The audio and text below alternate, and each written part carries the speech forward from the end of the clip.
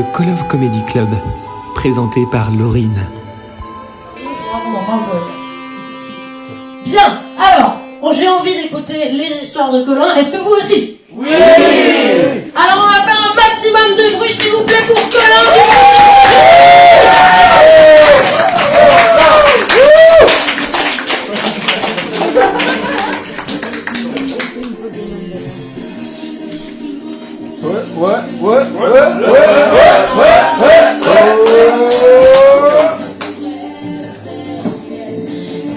Du bruit pour Laurine.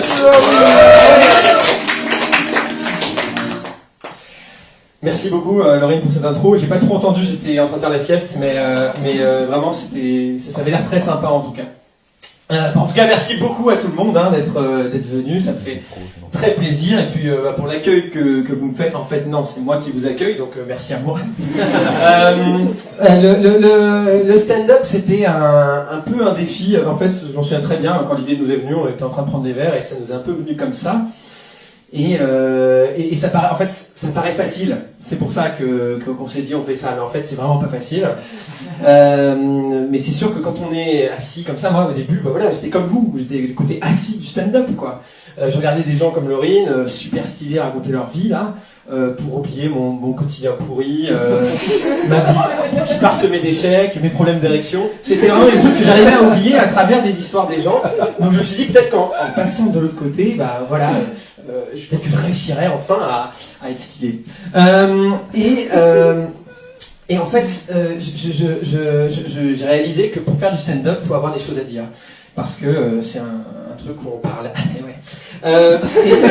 Et à partir de là, j'étais un peu embêté parce que j'avais pas vraiment d'idée. Je me suis un peu enquéri de spécialistes comme Laurine. J'ai demandé voilà, comment commencer, quoi. On m'a dit, Colin, c'est facile, il suffit de parler de toi. Là, j'étais vachement embêté, parce que j'ai aucune connaissance, moi, en charpente, vraiment, je connais rien du tout, quoi. Alors, j'ai pris un sujet qui me tient à cœur, vraiment, les employés de péage. Est-ce que dans la salle, il y a des employés de péage? Voilà pourquoi j'ai pas continué avec ce sketch. J'ai écrit un long truc, certains en sont témoins, mais je suis pas parti finalement dans cette direction-là. C'était nul à chier. Voilà. Donc je me suis dit, bon, faut que je trouve un autre thème. Je voulais peut-être rester dans les métiers, alors je suis parti sur les apiculteurs. Les apiculteurs, en fait, il y a tout un buzz autour des apiculteurs. C'était ma seule vanne sur le sujet, donc j'ai pas fait là-dessus. Voilà, non, en fait, finalement, parler d'un métier, j'ai parlé du mien, quoi. Voilà, moi je suis oncologue. Alors, c'est les ongles? Voilà, il y en a certains qui tu l'as niqué ma vanne. C'est terrible. Alors non, donc oncologue, c'est pas les ongles, hein, d'accord. C'est pas non plus la médecine des oncles, sauf s'il a le cancer. Ouais, l'oncologie, c'est la cancérologie. En fait, les mecs se sont dit, waouh, cancérologue, cancérologie, c'est dark, quoi. Le mec est là. Oh, je vais voir un cancérologue. Dur, quoi. Alors que maintenant, c'est ça va, mec? Ouais, tranquille, je vais voir un oncologue. Ah ouais, c'est quoi la grosse boule là qui pousse sur ton crâne là? Je sais pas, ça rend pas grave, je vais voir un médecin des ongles. Voilà, c'est un métier un peu tabou et c'est quand même finalement délicat d'en parler. Je le sais puisque je vais faire un sketch dessus, quoi. Et c'est pas facile. Pourquoi? Parce qu'on connaît tous quelqu'un qui est mort du cancer ou qui a le cancer. Là, je dois pas le dire pour le secret médical, mais parmi vous, il y a 4 de mes patients quand même. Laurine, on se redira tout à l'heure, j'ai des trucs à te dire, c'est pas bon. La maladie de Galop. Et donc voilà, c'est un peu délicat. C'est-à-dire que on sera quand même 1 sur 3 à mourir du cancer. 1 sur 3. 1, 2... tumeur du poumon, envahissement des vaisseaux, perforation de l'aorte, tumeur noyée dans ton sang. 1, 2, cancer du pancréas, syndrome occlusif, éclatement des intestins, tumeur dans ta merde. Non, ça c'est pas. 1, 2, sarcome du bras, amputation, re-sarcome, re-amputation, re-sarcome, mort sur la table d'opération. C'est chaud. C'est chaud et c'est pour ça que c'est tabou. C'est vraiment, c'est très délicat. L'humour de manière générale, c'est délicat. Ma meuf m'a dit l'autre fois, Colin, évite de faire des blagues sur les féministes si t'es pas toi-même une femme féministe. Ce à quoi j'ai dit, je t'ai pas demandé des conseils, je t'ai demandé une bière. Alors, elle m'a... Et puis après, ça m'a travaillé. on a travaillé, je me suis dit, oui, c'est vrai. Peut-être que je peux pas faire des blagues sur les noirs si je suis pas moi-même noir. Peut-être que je peux pas faire des blagues sur les juifs si je suis pas juif. En plus en Alsace, c'est chaud. Peut-être que je peux pas faire des blagues sur Aurélien si j'ai pas une grosse tête d'enculé. Victor, il pourrait, par exemple. Peut-être que je peux pas faire des blagues sur les... Ouais, non, je peux pas faire des blagues sur les PD si je suis normal, quoi. Alors voilà, donc je suis assez content de ne pas passer en premier. Le premier passage, c'est quand même vraiment le plus difficile. En fait, le premier passage en stand-up, c'est à peu près comme le premier rendez-vous de chimio, quoi. C'est un peu c'est toujours le plus dur à passer, quoi. Et il en faut plusieurs avant que vraiment ça décoiffe, quoi. C'est souvent un petit peu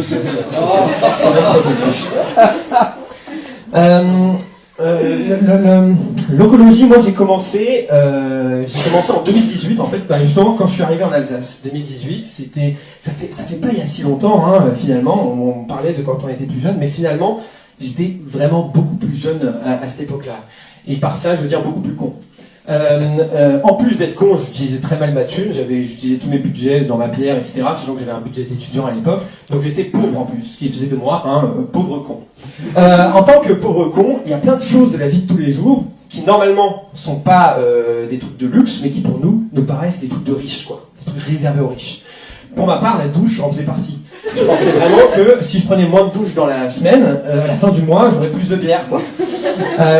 Et puis c'était aussi le cas des médicaments, ce qui est vraiment con, parce que c'était même remboursé, quoi, donc je pouvais me soigner, mais ça marchait pas. Et c'était aussi le cas des capotes, d'ailleurs. Je m'empêchais de baiser, pas pour faire des économies. Bon, j'étais aussi un pauvre con et moche, mais aussi pour faire des économies.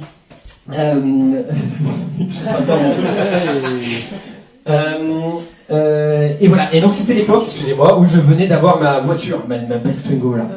Et alors à cette époque-là, typiquement, c'était mon premier hiver avec ma voiture, et je pensais vraiment que avoir des pneus neige, c'était réservé aux riches, quoi. C'était vraiment un truc de luxe. Or, avoir des pneus été vieux et tout lisses quand on monte au col de la Schlourte, parce que c'est ce que j'ai fait 2 semaines après mon arrivée en Alsace, c'est en fait très dangereux. C'est-à-dire que j'avais 2 blablacar parisiens avec moi, et à chaque virage, ma voiture partait complètement en couille. Je manquais de me prendre le mur ou le fossé. Je croyais que c'était normal. Juste, j'avais pas le budget, voilà. Et quand les Parisiens qui allaient pour la première fois en montagne, enfin, en montagne c'était les Vosges, qui allaient la première fois en montagne, ils me disaient mais c'est quoi ce bordel? Et je disais non mais c'est normal, t'inquiète, c'est la neige mec. Ce à quoi ils disaient waouh la province quoi. Et alors voilà, alors une fois arrivé en haut du col de la Schlourte, les Parisiens sortent de la voiture, je nettoie leur siège, parce qu'ils étaient pisés dessus, hein, et puis je suis dans ma voiture, et là je vois le panneau col de la Schlourte. Et là, je m'assieds, et je reste sans deck une demi-heure, émerveillé. Schlourte. Compte avec moi. S-C-H-L, un petit U, C-H-T, 7 consonnes pour une voyelle. Et là, à 15 jours de mon arrivée en Alsace, j'ai compris ce qu'était le RCV, le rapport consonne-voyelle. Ici, on a un rapport de consonne-voyelle de 7 pour 1. C'est un nom alsacien. Et vérifiez, tout ce qui se passe en Alsace, il y a ce RCV très élevé. Allez prendre une bière à Schiltigheim, baladez-vous au Christine Market, mangez un délicieux Prestopf, faites un camping au Strondorf. Enfin, c'est que des trucs, pour les références historiques, il y en a une qui l'a. C'est que des trucs où le RCV, voilà, plus c'est élevé, plus c'est alsacien. J'ai perdu mon fil, mais je l'ai retrouvé. Voilà, c'est un peu ce qui a marqué mes premiers pas en Alsace et également, mes premiers pas à l'hôpital, puisque j'étais aussi, en tant que jeune médecin, premier pas de médecin à l'hôpital. Et je découvrais ce que c'était d'avoir des patients. Et vraiment l'une des premières patientes qui m'a marqué et dont j'ai envie de vous parler, c'est une certaine Nathalie.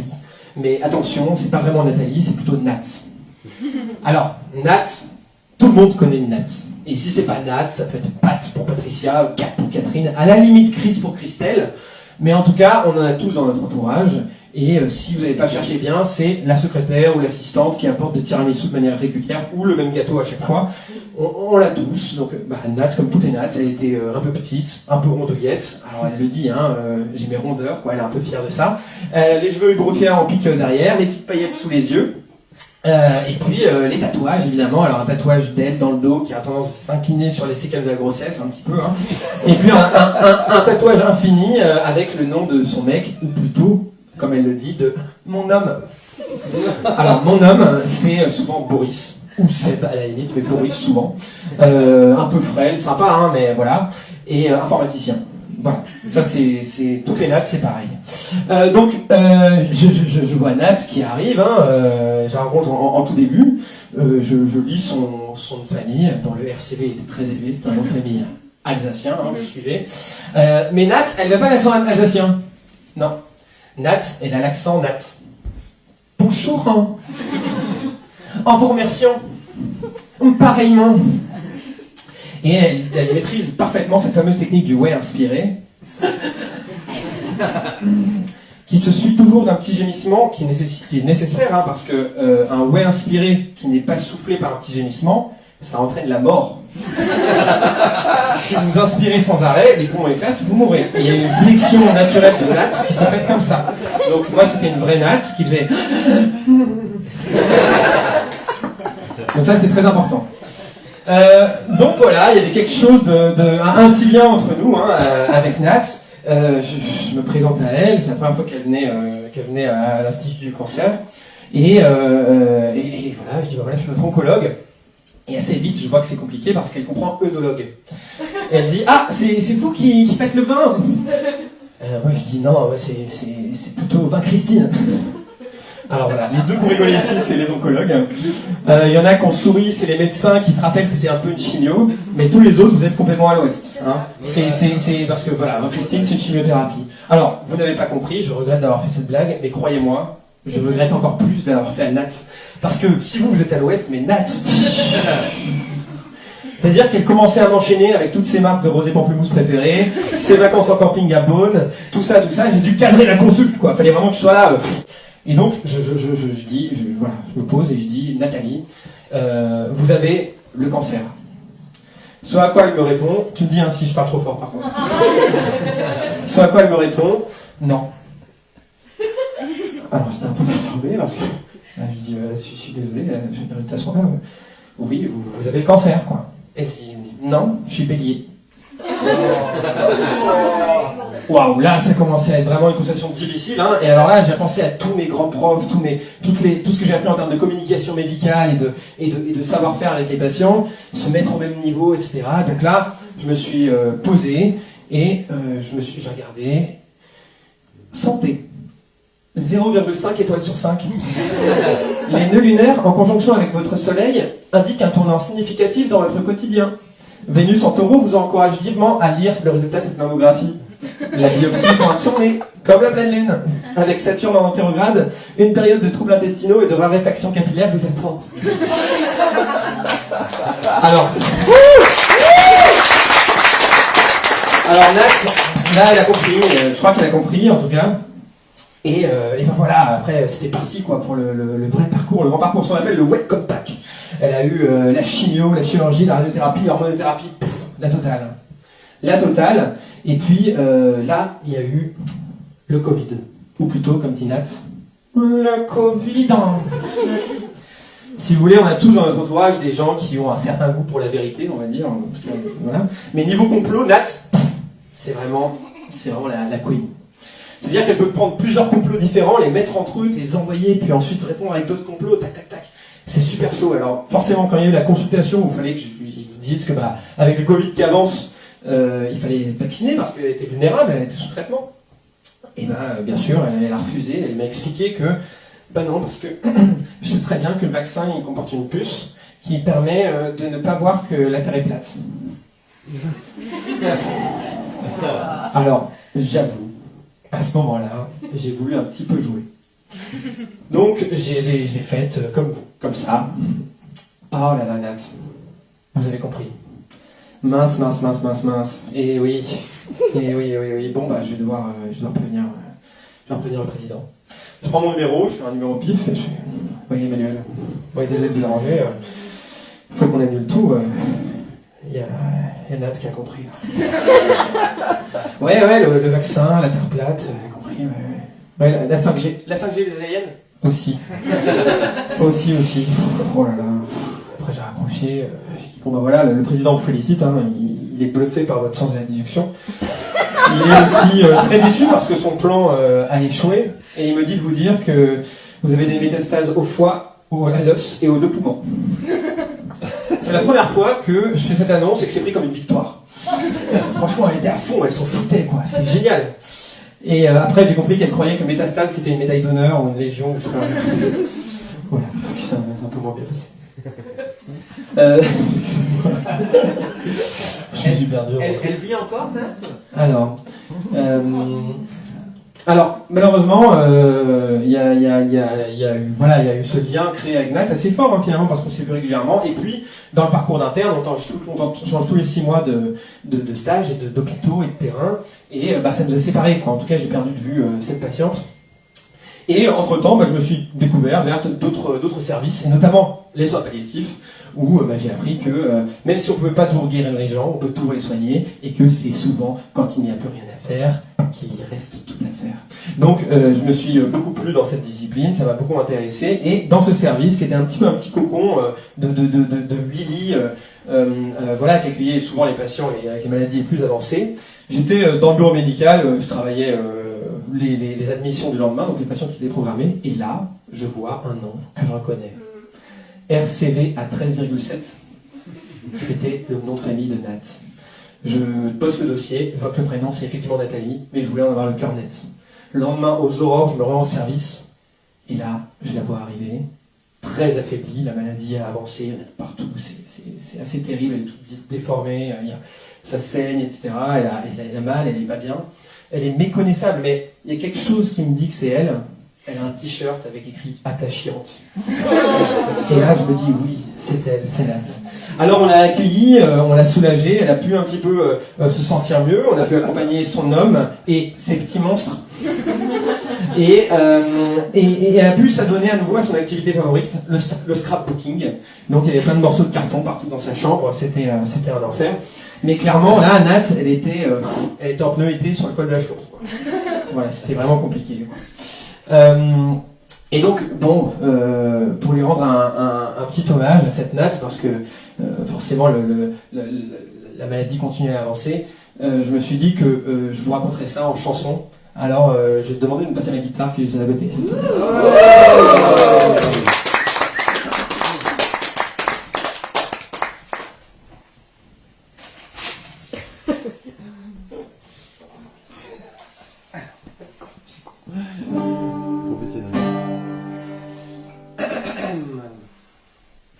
Nat, c'est un nouveau petit monstre que tu as adopté. Celui-ci n'est pas trop mignon, il a su s'adapter. Je vois qu'il cherche un chemin dans ton corps abîmé. Il s'échappe par les différents orifices, j'en vois un peu dans ton nez. Oh Nat, ça peut durer un peu longtemps car tu es encore un peu fat.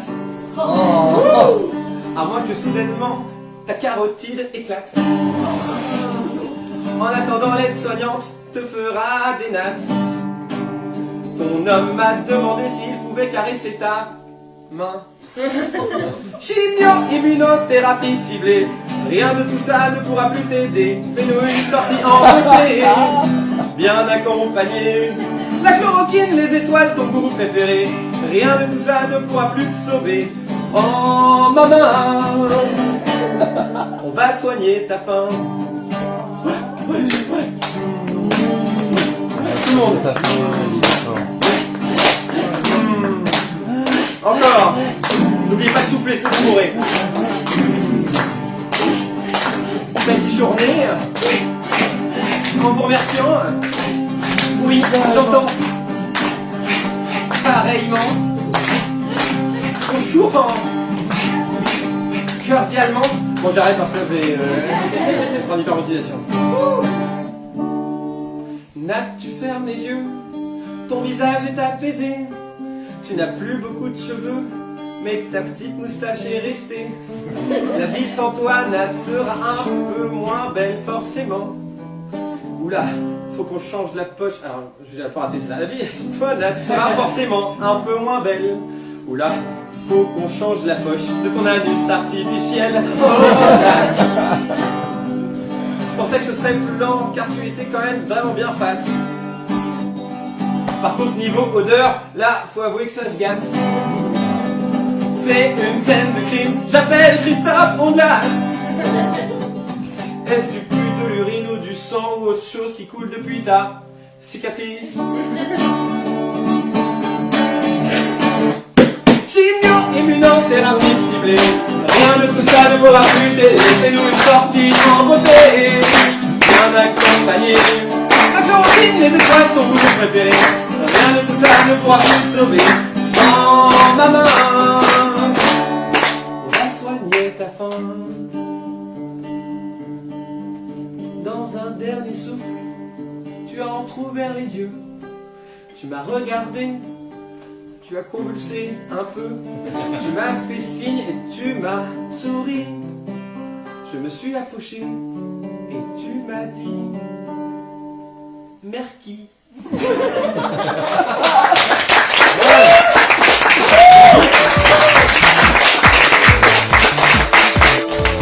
Encore du bruit pour Colin.